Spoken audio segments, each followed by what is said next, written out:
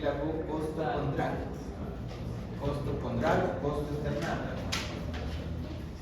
Une las costillas con el esternón. No es toda la cosa. Entonces tenemos que recordar todas las estructuras normales.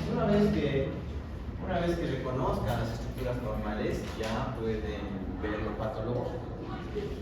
Entonces ahí podemos ver.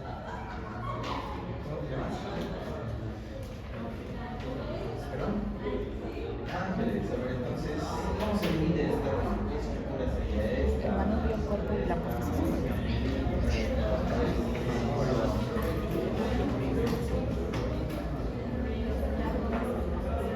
Eso es. Esa línea que. Esta es la referencia que divide el mediastino superior del mediastino inferior. ¿Qué se llama este ángulo? Tiene un nombrecito, el ángulo de. El ángulo de Luis. ¿Cuál es la horquilla external? La horquilla external que mencionaste. ¿Cuál es? Muy bien. Acá tenemos la horquilla del esternón, que es una referencia para colocar vías centrales, es una referencia para hacer el electrocardiograma. Una vez que nosotros reconocemos las estructuras normales, ya podemos reconocer las estructuras patológicas. Entonces aquí estamos viendo lo básico, lo normal, ¿no? Entonces luego ya podemos ver lo patológico. Entonces una vez que ya hemos visto lo normal, ya podemos ver lo patológico. Entonces, ¿cómo te llamas?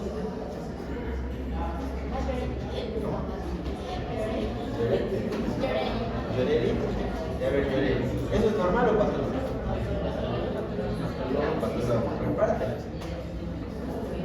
¿Cuál quieres hablar? ¿Cuál de los dos? ¿Cuál de los dos pacientes?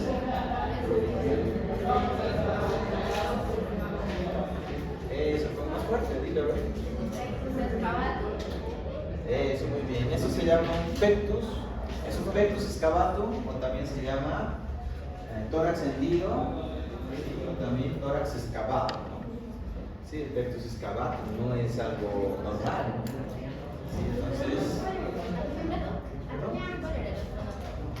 pectus excavatum, tórax hendido o esternón hendido, o tórax excavado. ¿Sí?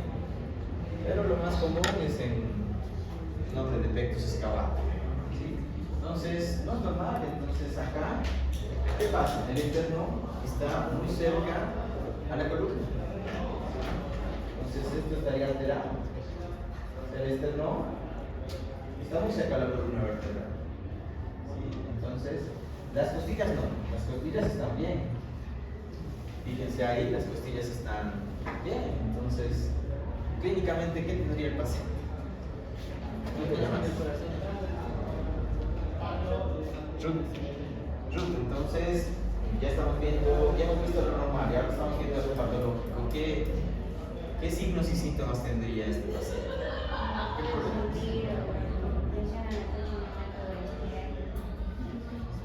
¿Ya? ¿Por qué? Si el esternón está muy cerca de la columna, ¿qué va a pasar?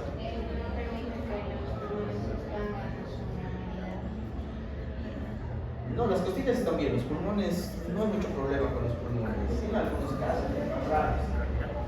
Los pulmones sí se expanden. El esternón es el problema.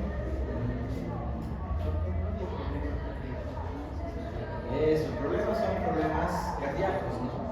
La clínica es clínica cardíaca, porque el corazón no va a tener una buena diástole. O sea, no va a poder distenderse adecuadamente. El esternón limita la diástole. ¿Sí? Entonces el cuerpo puede tener clínica de problemas cardíacos, o como en este caso, vean, el corazón, los pulmones es la parte negra y lo que tiene líquido es el corazón. ¿Ven? Se ha desplazado el corazón hacia la izquierda, completamente hacia la izquierda. ¿Sí? En el medio muestra el corazón. El corazón tiene que estar en el mediastino, ligeramente desplazado a la izquierda, pero ahí está completamente desplazado a la izquierda. En esos casos puede ser que el paciente esté asintomático, pero los grandes vasos se acordan y puede tener también signos y síntomas de problemas del callado de la aorta, pueden tener insuficiencia cardíaca, pueden tener estenosis valvulares, pueden tener signos de coartación de aorta, ¿sí? Entonces tienen que pensar en eso, ¿sí? Si tiene el paciente plexus excavatum, puedes tener clínica, lo primero que tienen que hacer es buscar clínicas cardíacas o de grandes vasos, ¿sí? Vamos a ver ¿cómo te llamas? ¿Diego? Ya Diego. Entonces, a ver, yo soy el paciente, pregúntame entonces, ¿qué crees que puede tener un paciente con plexus excavatum? ¿Qué me preguntarías? O sea, ya lo has visto, ¿no? Lo has examinado y tiene, clínicamente, tiene, o sea, al examen físico está con plexus excavatum, ¿sí? Pero tienes que buscar si tiene signos y síntomas cardíacos. Entonces, ¿qué me preguntarías?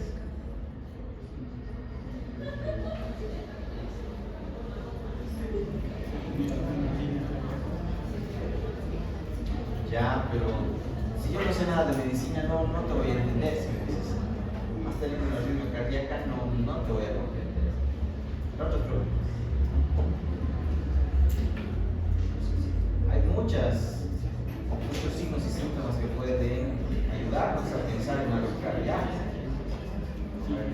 Podría preguntar al paciente si, bueno, ha visto coloración anormal en las extremidades, en los dedos, si ha tenido dolores de cabeza, mareos, problemas al dormir, una sensación de problemas respiratorios, de apnea, por si acaso, porque de por sí un problema respiratorio a la necesidad puede provocar problemas pulmonares, ¿no? O bueno, en el tema de las válvulas puede afectar, ¿no? Si es que hay un flujo retrógrado. Pero, ¿qué más se puede preguntar al paciente si es que también ha sentido malestar, ¿no? Entonces, de por sí una presión, o si es que se ha puesto mala presión, ha tenido valores anormales. Angina de pecho y neumonitis. Toda cualquier clínica cardíaca nos sirve en este caso. Está bien. Si tiene cianosis distal, por ejemplo, entonces sí podemos pensar en algo cardíaco. Hay signos y síntomas. Yo tengo un paciente con una coartación de aorta, pero se parece también en algunos casos, en la literatura, en algunos casos con plexus excavatum pueden tener. ¿De qué se caracteriza? Las presiones en extremidades son altas y las presiones en extremidades superiores es alto y en extremidades inferiores bajo. Entonces la presión es alta en extremidades superiores y la extremidad inferior es baja.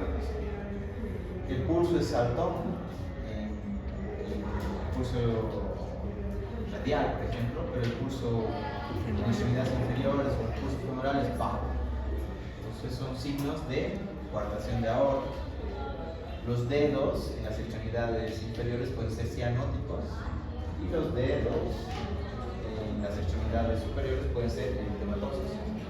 Entonces esos son signos de coartación de aorta. Si el paciente puede referir que tiene desmayos, si se desmaya puede ser que sea algo cardíaco, tiene lipotinas, ¿no? Tiene disnea. Entonces eso nos hace pensar en algo que el plexus excavatum está comprometiendo la parte cardíaca. ¿Sí? Entonces, lo primero que tenemos que pensar, ¿sí? ¿Y qué está la lista? Ahí está ya la lista. Ya, ¿cómo te llamas? Camila. Camila, entonces, que viene el paciente así con signos y síntomas cardiogénicos, parece cardiópata, tiene el plexus excavatum. Piensas que el plexus excavatum está provocando esa clínica cardíaca. Entonces, ¿qué estudios diagnósticos, qué estudios de gabinete, qué le pedirías para confirmar si está haciendo daño?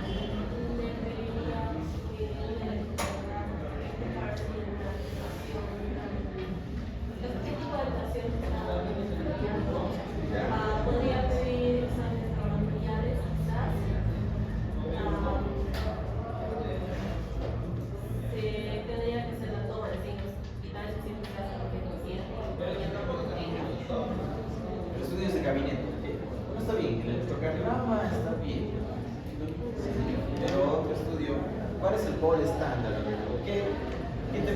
quería ver el defecto.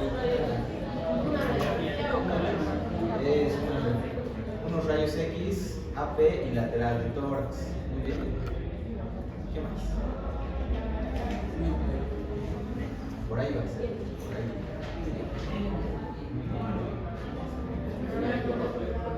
Es una. No, caliente por ahí.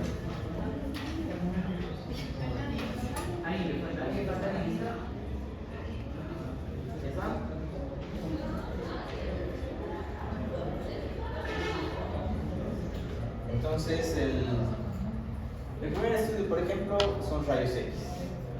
En los rayos X pueden solicitar unos rayos X AP y lateral, ¿no? Entonces, en unos rayos X AP significa antero posterior o posterior anterior, pero no se olviden de la lateral. ¿Sí? En AP no se va a notar nada si tiene un plexus excavatum. Pero si sacamos una lateral, sí, se va a ver acá que el esternón está más cerca de la columna vertebral. Vamos a ver acá, ¿no?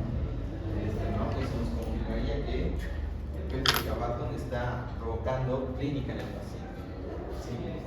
No, nunca se olviden de las placas laterales, siempre se olvidan. Es un error muy frecuente y nos ayuda mucho a los diagnósticos. Hoy me consultaron para que pensaban que tenía obstruida una válvula ventrículo-peritoneal. Hay niños que tienen hidrocefalia y se coloca una válvula, un tubito, que va de los ventrículos del cerebro al peritoneo. Entonces el líquido tiene que pasar al abdomen. Pero este niño estaba presentando unos cuadros de hipertensión endocraniana y pensaban que estaba obstruida la válvula.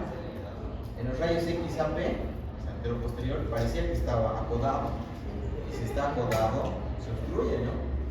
Así enviaron, que lo creemos para volver a su sitio el catéter. Pero le pedimos unos rayos X laterales y no estaba acodado. Se veía en la placa antero-posterior que estaba acodado, pero era que estaba girando.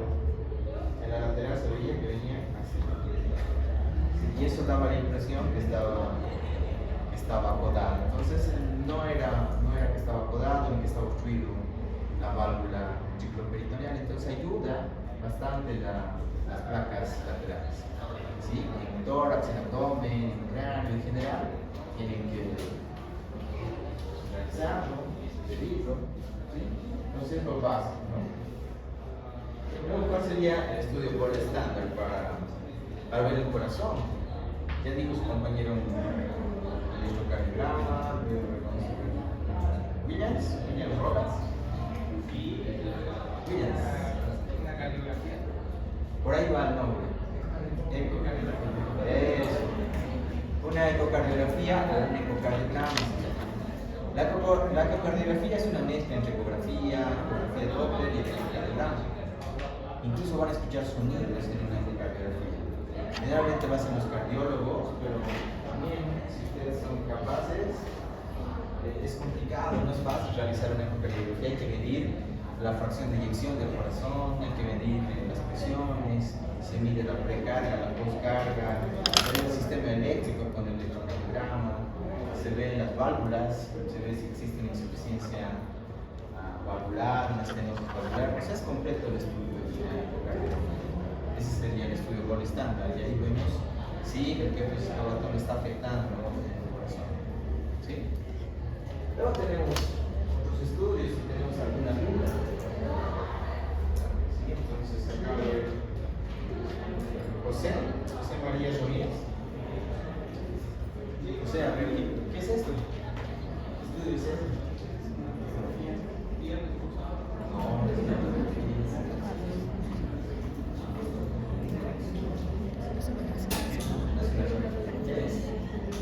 ¿es un corte axial o es un corte transversal? Es un corte, por eso es un corte transversal o axial, así se llama, pero ¿qué es? ¿Qué estudias?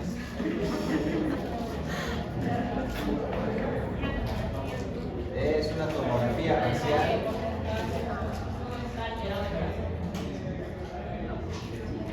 Eso, muy bien. Es una TAC. Es una tomografía axial computarizada. Antes se llamaba así tomografía axial porque solo daba cortes así, axiales que les he transversales. Pero ahora los tomógrafos nos dan imágenes sagitales y coronales. O sea, podemos ver, incluso las imágenes que nos dan actualmente son imágenes en 5D. Incluso podemos navegar por todo el cuerpo con los últimos equipos que hay. ¿Sí?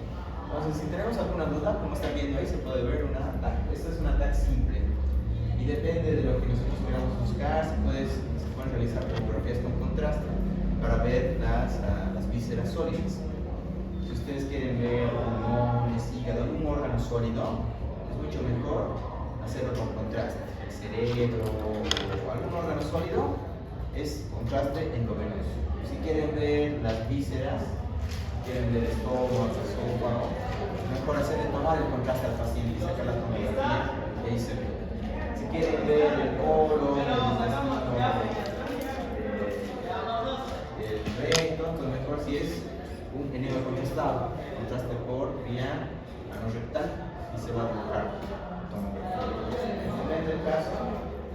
Y si quieren ver más que todo la parte cardíaca, entonces ahí se ve claramente, ¿no?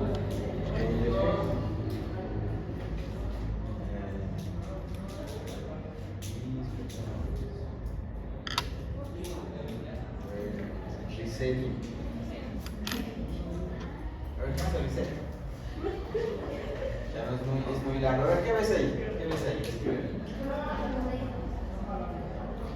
El corazón está desplazado hacia la izquierda y lo que hay es otra, sería lo de golpes. ¿Qué más te llama la atención aparte del corazón? El esternón. Ya, el esternón está.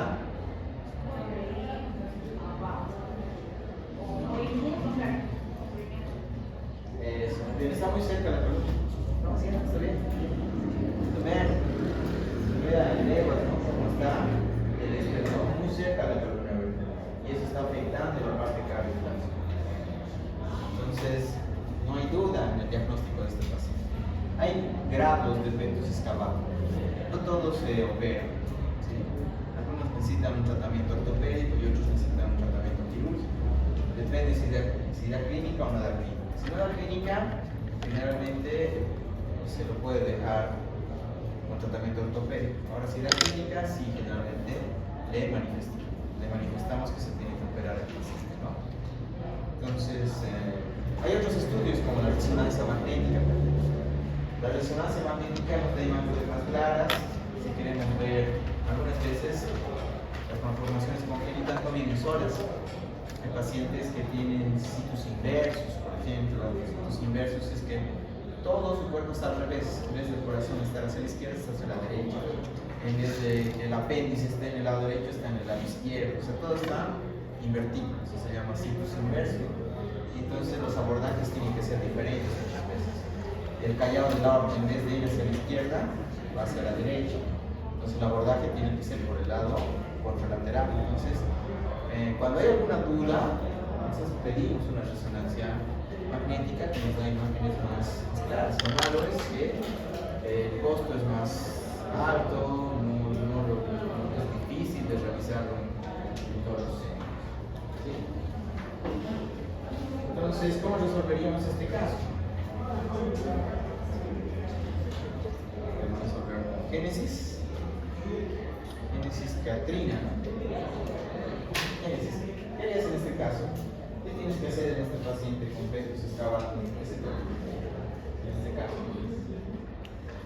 el paciente tiene nicotina frecuentemente, no puede, ya últimamente sube gradas y tiene mareos y se desmaya, las piernas van débiles, tiene signos de insuficiencia. Entonces, ¿qué puedes realizar?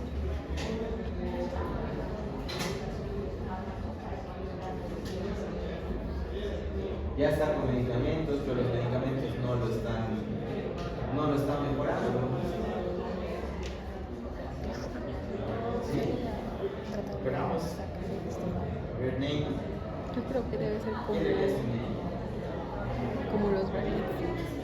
O sea, ir sacando de ¿Qué poco haces? a poco. ¿Cómo haces? Ajá. Acomodar el sistema, acomodación de las cuestiones que puedan ocurrir, ¿no? Y ponerlo acomodado esperando una terapia no muy bien, sería como Eso, muy bien, ¿no? Se llama una técnica de... Bueno, hay bastantes técnicas.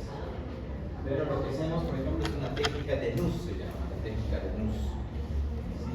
Se puede hacer por vía abierta o por vía de mínimo acceso. Y también lo que mencionaba compañeras, ya hacemos con el esternón, las costillas, Leslie Castellano. Leslie, ¿qué hacemos? ¿Qué estás viendo ahí? ¿Qué se hace?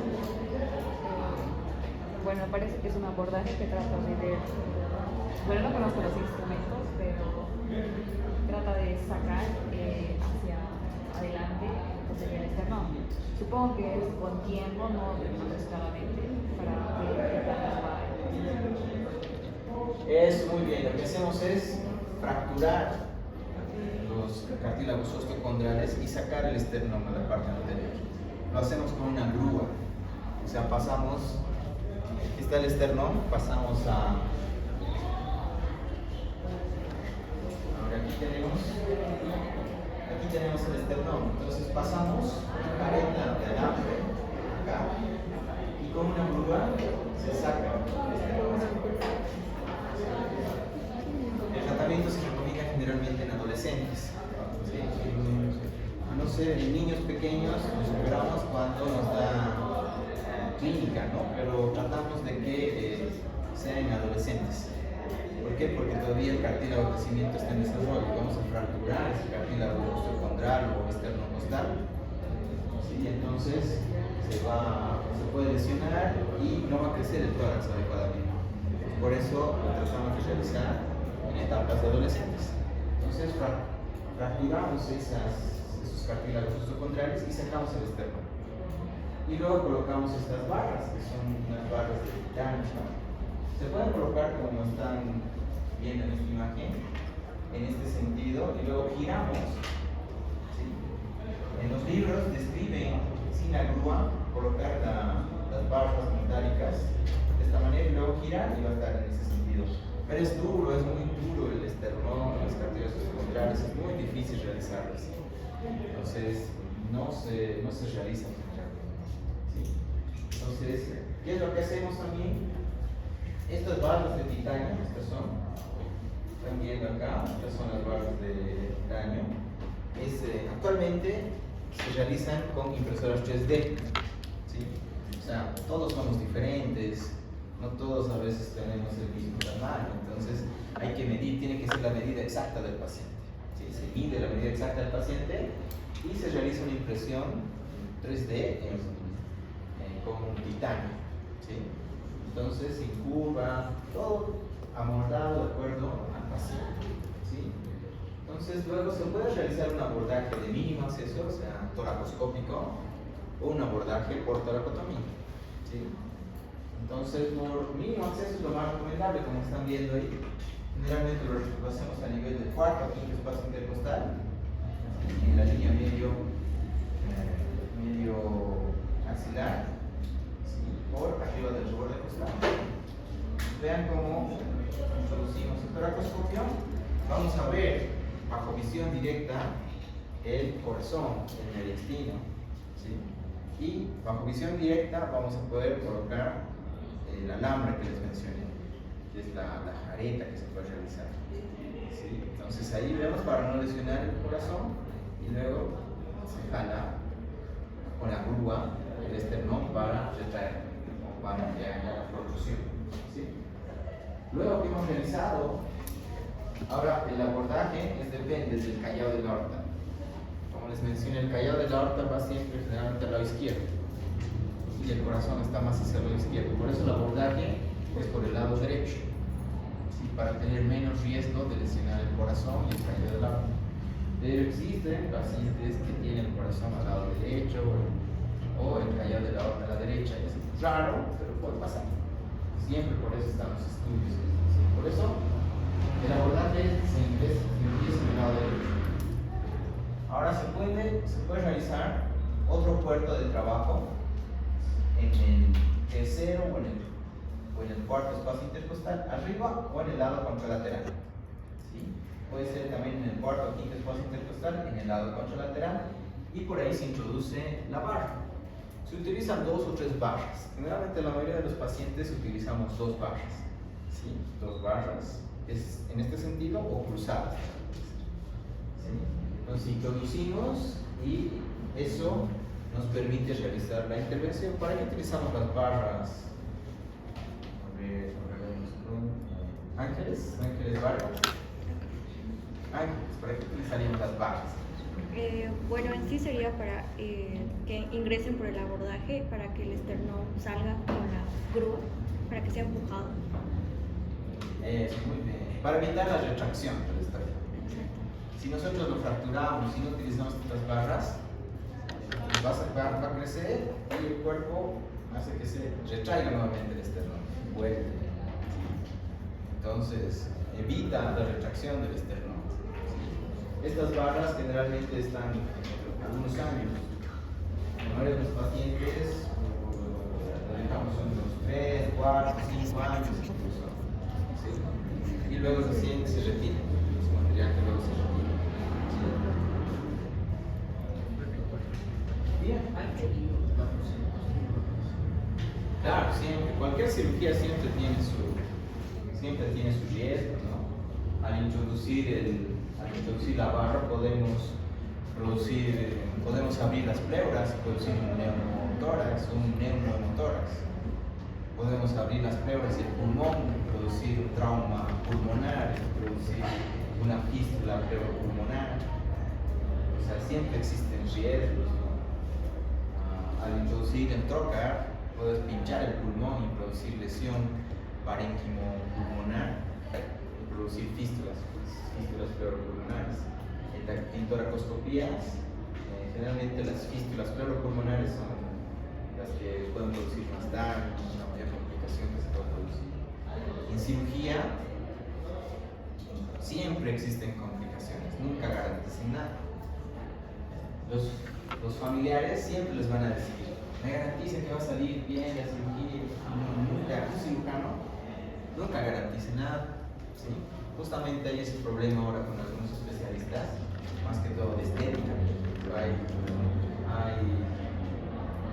esteticistas que se animan a hacer rinoplastías, que se están animando a inyectar colágeno, a inyectar botox, por ejemplo, y tienen complicaciones. ¿Sí? Ellos les dicen que no van a tener complicaciones, pero han tenido muchas complicaciones. Yo he visto varios pacientes, por ejemplo, que se inyectan botox. Justamente de una colega de una doctora se inyectó botox y el botox paraliza el músculo. Entonces le inyectaron botox a una colega muy cerca al párpado y se le cayó el párpado. Entonces el botox tiene un periodo de duración entre 5 a 6 meses, luego aumenta su duración, ¿no? Pero estaba 6 meses ahí con el párpado caído. Entonces era luego también tengo otro colega que es un esteticista que hace rinoplastías, pero se le dañó el tabique salía por una de las mucosas y el cartílago es fácil de inyectarse. Entonces el cartílago se infectó y perdió todo el tabique. Entonces ahí recién fue un cirujano plástico y bueno, tuvimos que reparar. Y para todo eso nos sirve la anatomía, recordar qué podemos utilizar.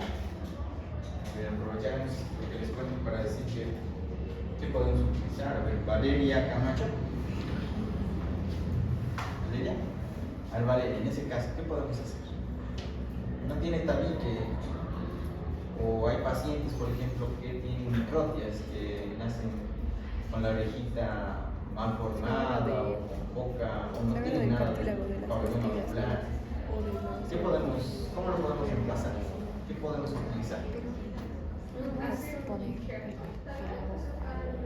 Eso es cartílago, ¿no? Entonces, ¿de dónde sacamos el cartílago?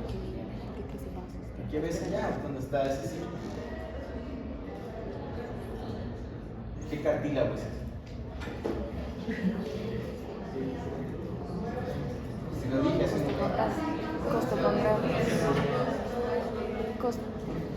cartílago ostocondral o costo esternal. De ahí lo utilizamos. Es la zona más donadora para realizar ese tipo de estastías, ¿no? Entonces, en esta paciente utilizamos el cartílago ostocondral. Entonces, nos llamaron nosotros para tomar el injerto. Nosotros abrimos el tórax, sacamos el cartílago y luego el cirujano plástico talló, ¿no? Talla las orejitas. Nosotros hacemos nuevamente la orejita, nuevamente en un paciente de la rinoplastia, lo tallamos para que sea un tabique, para que sea la nariz lo más natural posible. Entonces, de esa manera.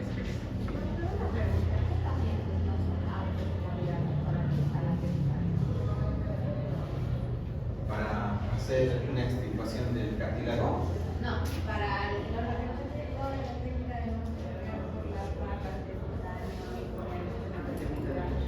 Para realizar la técnica de NUS.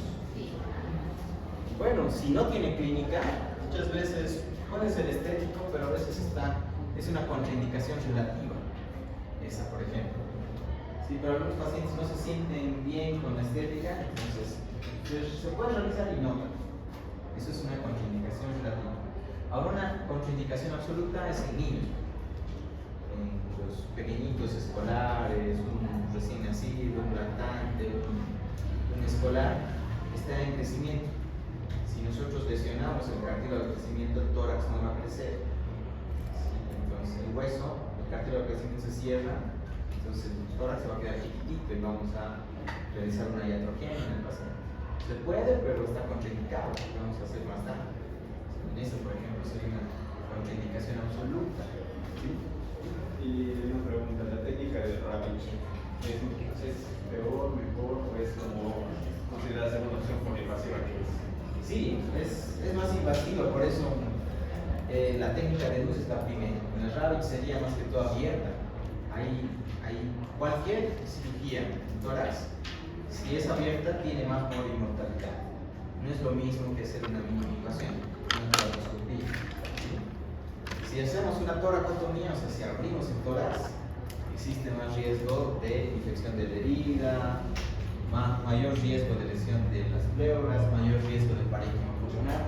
Entonces, por ese motivo se recomienda realizarlo por toracoscopía, por mínimo acceso. Pero también depende del cirujano, muchas veces no tienen experiencia o depende de la curva del aprendizaje, se llama. O sea, si no dominas, algunas veces le puede hacer más daño al paciente. ¿Sí? Entonces todo eso influye. Pero también en la Ravitch también se puede realizar y van bien los pacientes, pero el riesgo de mortalidad es un poco más alto. ¿Y en qué caso sería mejor opción el Ravitch que NUS? Porque creo que en el otro tipo de patología, efectos carinatos también se puede hacer la de Ravitch. Pero creo que es, o sea, ¿en cuáles se opta por Ravitch? Depende del paciente, ¿no? Si digamos el paciente tiene hipoplasia pulmonar, por ejemplo, en la toracoscopía utilizamos un poco de gas. O sea, en una laparoscopía utilizamos CO2, o sea, dióxido de carbono, para inflar el abdomen y formar una cavidad virtual. En el tórax no se puede inflar el tórax como en el abdomen, porque hay huesos, ¿no? Entonces, sí se insufla un poco de CO2. Por ejemplo, en el abdomen utilizamos 12 milímetros de mercurio en adultos, por ejemplo, para arriba. ¿Sí? Pero en tórax no se puede utilizar tanta presión. No podemos llenar de gas, todo se va a desplazar y vamos a inestabilizar al paciente. Entonces utilizamos entre 2 a 3 milímetros de mercurio, hasta 5 máximo. Entonces hay algunos pacientes que no toleran la presión de dióxido de carbono, del gas. Entonces, si su corazón está muy afectado, entonces es mejor hacerlo abierto. Si sus pulmones son pequeños, si tiene hipoplasia pulmonar, entonces al insuflar la CO2, el pulmón se va a poder expandir y el paciente puede tener una parada respiratoria o puede tener una parada cardíaca. Entonces, en esos casos es mejor hacerlo abierto, ¿no? Entonces, si tiene ese riesgo, es mejor abrir y verlo bajo visión directa para no pasarle el gas. Entonces, en ese caso, sí, neoplasias pulmonares, insuficiencias cardíacas, fibrosis pulmonares, que es muy raro en los pacientes, pero puede haber. Sí. En esos casos.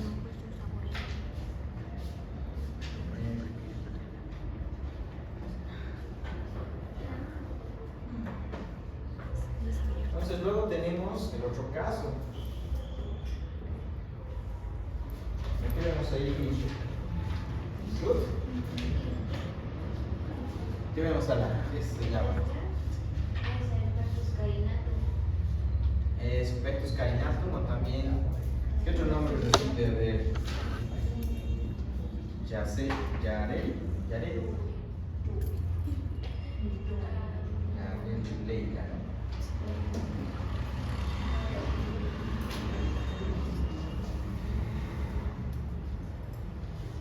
Pectus carinatus, o tórax de, ¿has visto a las aves? ¿Qué aves sacan el pecho así cuando se quieren aparear?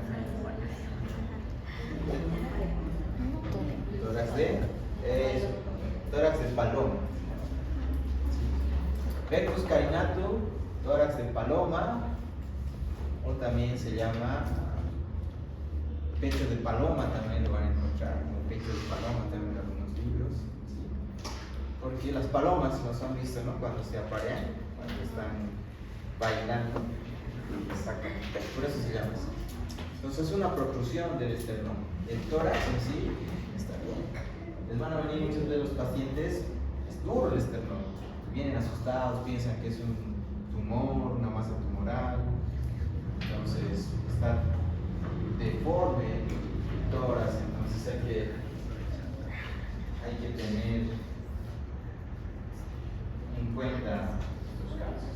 Me olvidé del tratamiento ortopédico. Este es un tratamiento ortopédico. ¿Sí?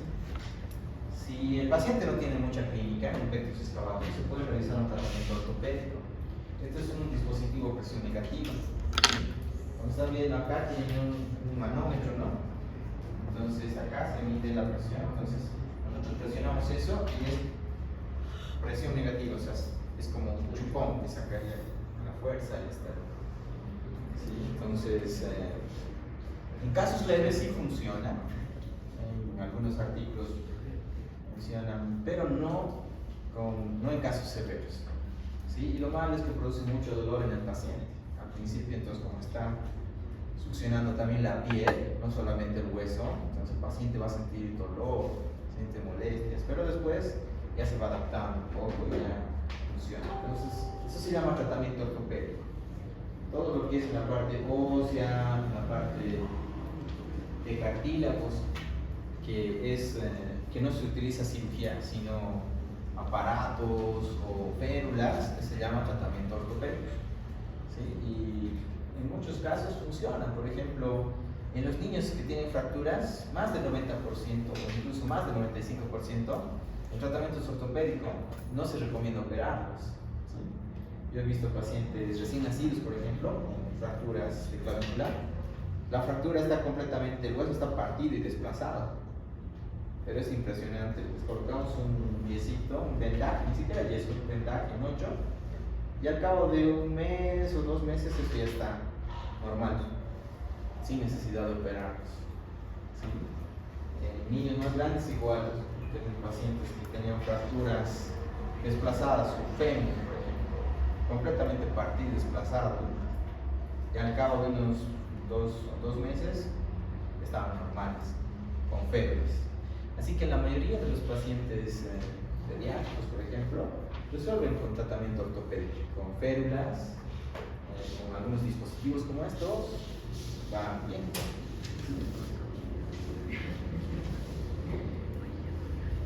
Entonces, en el pectus carinatum, vean cómo se ve la simetría. No va a estar muchas veces el esternón en el centro completamente adelante, algunas veces está asimétrico, solamente un lado está aumentado el volumen, como en este caso. ¿Sí? Entonces, la clínica no nos da muchas manifestaciones clínicas, más que todo es la estética, y se palpa la masa no, sí no sería una masa tumoral, pero sí se palpa la protrusión del esternón, ¿no? Entonces, ¿cuál sería el tratamiento de Kelly? Kelly Sanabria. Kelly, ¿qué sería el tratamiento?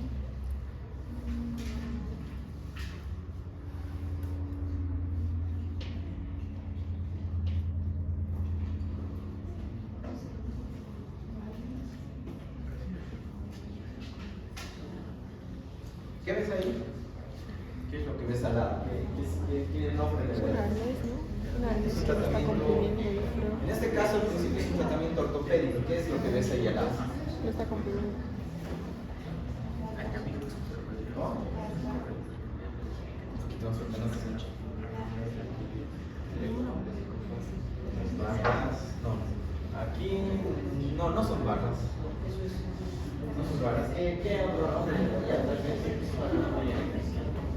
Leslie Castellano. Leslie, ¿qué ves ahí? Sería como un arnés. Eso es un arnés torácico, o hay fajas o corsets también se llama. Es un corset torácico. Se utiliza un corset torácico y vean que está un poco desviado hacia la izquierda donde está el defecto. Entonces eso limita el crecimiento. ¿Sí? Esto sí se tiene que tratar en pequeños, desde pequeños, o desde que se observa ya la simetría del tórax. Entonces ahí ya vemos, vamos controlando, limitando el crecimiento exagerado en el esternón, en un lado, o en los dos lados. ¿Sí? Entonces eso es un tratamiento ortopédico, se lo puede llamar corsets de tórax, también hay algunas veces algunas mallas torácicas también que se pueden utilizar. ¿Sí? Aquí pueden ver cómo ha ido creciendo el paciente y el tratamiento estético funcionó y ha ido muy bien. ¿Sí? Pero hay algunos casos que no funcionan, ¿no? Entonces ahí nosotros podemos realizar, hay cirugías mínimamente invasivas. ¿Sí? Lo primero siempre tratamos de realizar mínimamente cirugías mínimamente invasivas. Actualmente hasta un quiste sebáceo se puede hacer por mínimo acceso. ¿Sí? Yo me acuerdo siempre, pensé que era exagerado, pero sí existe. Yo me formé en un hospital de Barcelona y en mi hospital, cuando era L1, me acuerdo que vi la primera vez una cirugía de mínimamente invasión de una exceresis de un quiste sebáceo en la cola de la ceja. O sea, un quiste acá, el paciente no quería que le haga una incisión acá, ¿no? Porque no quería tener la cicatriz. Entonces hicimos el abordaje por el cuero cabelludo. ¿Sí? Un pequeño abordaje, introducimos la cámara y insuflamos CO2. Nos infló acá y con otra pincita entramos por otra parte del cuero cabelludo y sacamos el quiste. Y el paciente ya no tenía ya el quiste, no tenía la herida en el rostro, ¿no? Entonces se puede hacer también, y en este caso es lo mismo.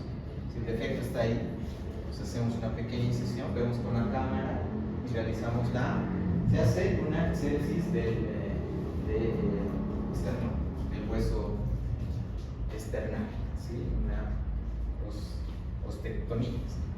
¿Sí? O sea, la parte que está creciendo en exceso se quita. Por eso solamente se puede realizar en adolescentes o en adultos, ¿sí? Pero no en niños. Desde los 12 años para adelante recién se podría realizar la extirpación de parte del hueso.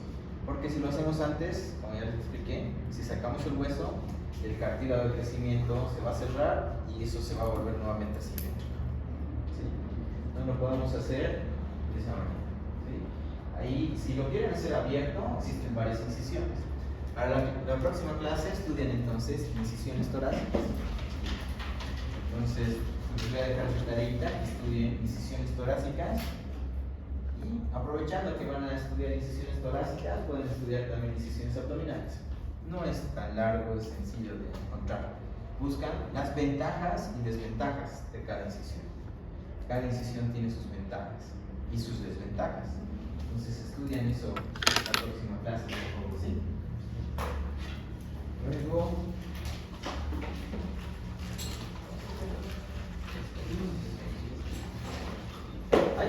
defectos en tórax, por ejemplo, defectos en la columna. ¿Sí? En la columna, por ejemplo, ahí ven una escoliosis severa, ¿sí? Que puede ir acompañado de defectos de tórax, de simetrías en el tórax. Entonces, ahí se ve claramente una escoliosis severa, ¿no?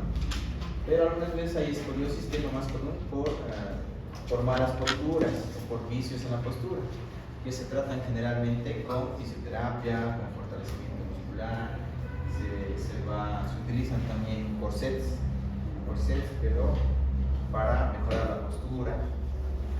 Pero en casos severos sí se realizan cirugías y utilizan muchas veces barras y tornillos. Son cirugías largas que muchas veces no resuelven perfectamente, pero sí mejoran la calidad de vida del paciente y estéticamente, ¿sí? Pero muchas veces tienen el riesgo de tener parestesias, paraplegias, hemiplegias, ¿sí? Bueno, la próxima clase vamos a hablar algo de mediastino más, ¿sí? Estudian también, ¿recuerdan algo de anatomía? Si recuerdan de mediastino, vamos a poder hablar de patologías de esófago, de tráquea, para que vean torres. Sí, vamos a hablar sobre pulmones también. Recuerdan algo de anatomía de los pulmones, ¿sí? De la tráquea, de los bronquios, de los bronquiolos. Y vamos a hablar sobre malformaciones congénitas y sus cirugías. Sí, pueden revisar eso en libros de cirugía pediátrica o de cirugía también encuentran, cirugía de tórax. Tenemos la MAC. MAC significa malformación adenomatoidea congénita, secuestro pulmonar, luego también enfisema lobar congénito, ¿sí? Y el pulmón de cimitar. Esas 4 patologías pueden revisarlas. Hay los quistes broncogénicos, el quiste broncogénico. Esas 5 patologías son las más comunes que pueden encontrarlas. Defectos en el pulmón necesitan operarse. ¿Sí? Bueno, ahí quedamos entonces. Patologías más comunes pulmonares. ¿Sobre todo?